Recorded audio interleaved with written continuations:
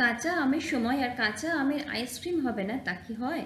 বাড়িতে বাচ্চা থাকলে বা নিজেদের জন্য তৈরি করে নিতে পারেন কাঁচা আম দিয়ে এরকম ম্যাঙ্গো ললি বা কাঁচা আমের স্টিক, যেটার স্বাদ কিন্তু দারুণ হয়। এই রকম ভিডিও হয়তো আগেও অনেকবার দেখেছেন ইউটিউবে, তবে এক একজনের রান্নার হাতের ছোঁয়ায় এক একটার রেসিপি আলাদা মাত্রা পায়। চলুন আজকে আপনাদের সাথে শেয়ার করা যাক এই কাঁচা আমের আইসক্রিমের রেসিপি একদম সহজভাবে। আমি এখানে একটা কাঁচা আম নিয়েছি, বাড়িতে গাছের কাঁচা আম এটা। আমটাকে ধুয়ে 30 মিনিট একটু জলে ভিজিয়ে রেখেছিলাম, তাহলে আমের আঠা ব্যাপারটা চলে যায়। 3 থেকে 4টি এভাবে একটু চিড় লাগিয়ে নিচ্ছি গায়ে, আর বৃতির দিকে একটুখানি কেটে বাদ দিয়ে দেব। তারপরে চলে যাব গ্যাস ওভেনের দিকে। কড়াইতে বা একটা প্যানের মধ্যে নিয়ে নেব 1 কাপ পরিমাণে জল। জল গরম হলে কাঁচা আমটা দিয়ে দেবো। আমি একটা আমে করছি, চাইলে 2 থেকে 3টে আমে বেশি করেও আপনারা করতে পারেন। ঢাকা দিয়ে গ্যাসের ফ্লেম মিডিয়াম টু লোতে করে আমটাকে ভালো মতো সেদ্ধ করে নিতে হবে। প্রায় 5 থেকে 6 মিনিট সময় লাগবে, যেহেতু আমটা গোটা দিয়েছি। চাইলে টুকরো করে নিয়েও কিন্তু সেদ্ধ করে নিতে পারেন। তো এখানে দেখে নিলাম আম সেদ্ধ হয়ে গেছে। এবারে আমটাকে ঠান্ডা হওয়ার জন্য অপেক্ষা করতে হবে। আমটা ঠান্ডা হয়ে গেলে খোসাটাকে ছাড়িয়ে নেব, আর আমের যে পাল্পটা সেটা একটা বাটির মধ্যে নিয়ে নিচ্ছি। দেখুন একদম ভালোভাবে পাল্পটাকে নিয়ে নিয়েছি। এই পাল্পটাকে নিয়ে নেব মিক্সির একটা জারের মধ্যে। চাইলে মিক্সির ছোট জারেও কিন্তু করতে পারেন। কিছু পরিমাণে দিয়ে দেবো পুদিনা পাতা, প্রায় 1 মুঠো পুদিনা পাতা এখানে দিচ্ছি।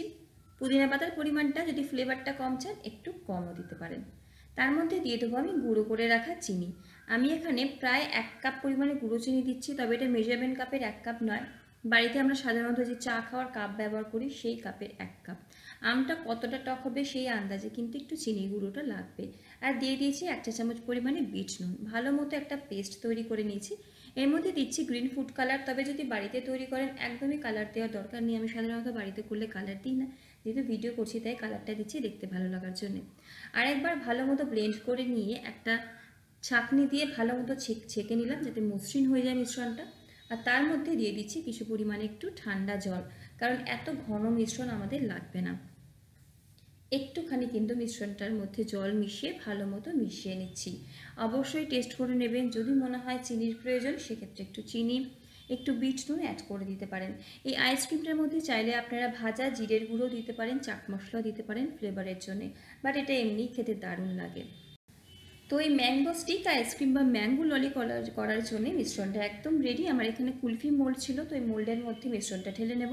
চাইলে চা খাওয়ার যে কাগজের কাপ হয় বা বাড়িতে যে কোনো রকমের স্টিলের কাপ বা কাঁচের কাপেও কিন্তু সেট করতে পারেন।